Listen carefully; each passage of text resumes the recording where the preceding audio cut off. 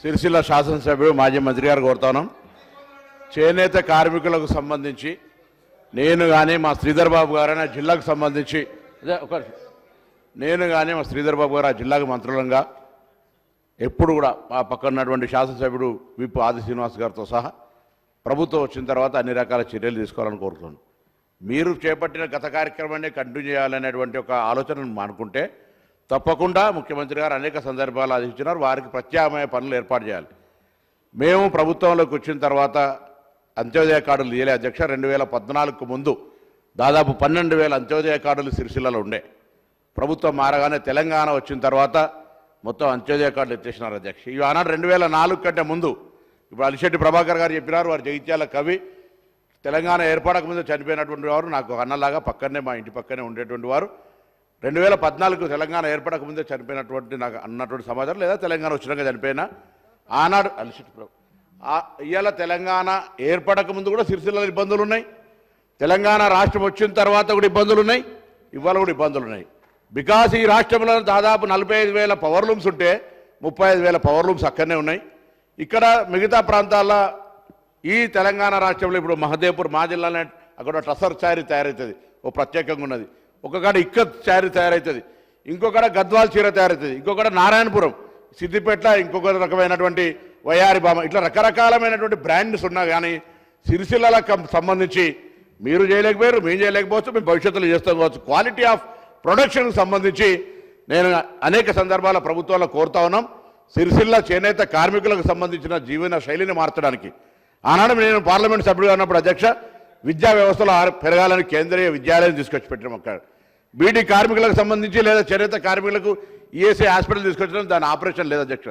ఆనాడు అక్కడ సిరిసిల్లకు సంబంధించి వారు శాసనసభ్యులు, నేను పార్లమెంటు సభ్యుడు, ఆత్మహత్యలు జరిగితే రాజకీయాలకు అతీతంగా చావడం కాదు బతకడం ముద్దు పోరాడదాం అని చెప్పినాం అధ్యక్ష. ఇవాళ కూడా మేము ఒకటే చెప్తా ఉన్నాం, సిరిసిల్ల చేనేత కార్మికులకు సంబంధించి కొత్తగా మేమైతే పని చేయలేదు మీరే అంటున్నారు. గతంలో ఉన్నటువంటి అప్పులు తప్పది, ప్రభుత్వాలు మారుతూ ఉంటుంటే ఆ అప్పులు కట్టుకుంటూ పోవాల్సిందే.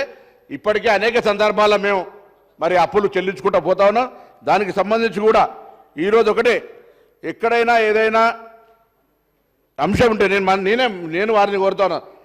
రాజకీయంగా నేను శ్రీధర్ బాబు గారు, మా ఆది శ్రీనివాస్ గారు, మేము అందరం కూడా సెక్రటరీ టెక్స్టైల్తో మాట్లాడి మన అవసరం ఏ విధంగా దాన్ని చేద్దాం. టెక్స్టైల్ పార్క్ కూడా మేము వచ్చినాం అధ్యక్ష. నేను పార్లమెంట్ సభ్యుడు, వారు శాసనసభ్యుడు క్యావూరు సాంబశివరావు గారు తీసుకొచ్చినాం అధ్యక్ష. మీరు రాష్ట్రంలో టెక్స్టైల్ మంత్రి మీరు కూడా వచ్చినారు.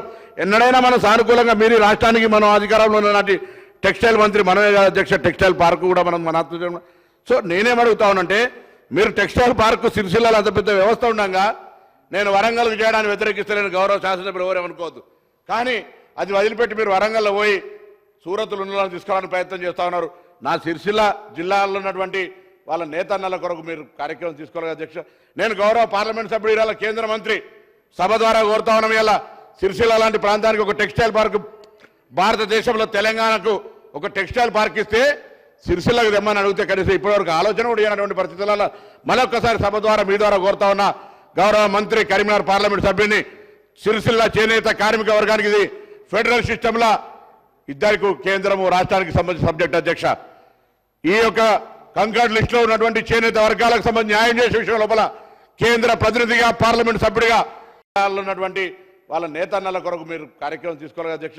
నేను గౌరవ పార్లమెంట్ సభ్యుడు ఇవాళ కేంద్ర మంత్రి సభ ద్వారా కోరుతా ఉన్నాం. ఇలా సిరిసిల్ల లాంటి ప్రాంతానికి ఒక టెక్స్టైల్ పార్క్, భారతదేశంలో తెలంగాణకు ఒక టెక్స్టైల్ పార్క్ ఇస్తే సిరిసిల్లకు తెమ్మని అడిగితే కనీసం ఇప్పటివరకు ఆలోచన కూడా చేయనటువంటి పరిస్థితులలో మరొకసారి సభ ద్వారా మీ ద్వారా కోరుతా ఉన్నా గౌరవ మంత్రి కరీంనగర్ పార్లమెంట్ సభ్యుని, సిరిసిల్ల చేనేత కార్మిక వర్గానికి ఇది ఫెడరల్ సిస్టంలో ఇద్దరికి కేంద్రము రాష్ట్రానికి సంబంధించిన సబ్జెక్ట్ అధ్యక్ష.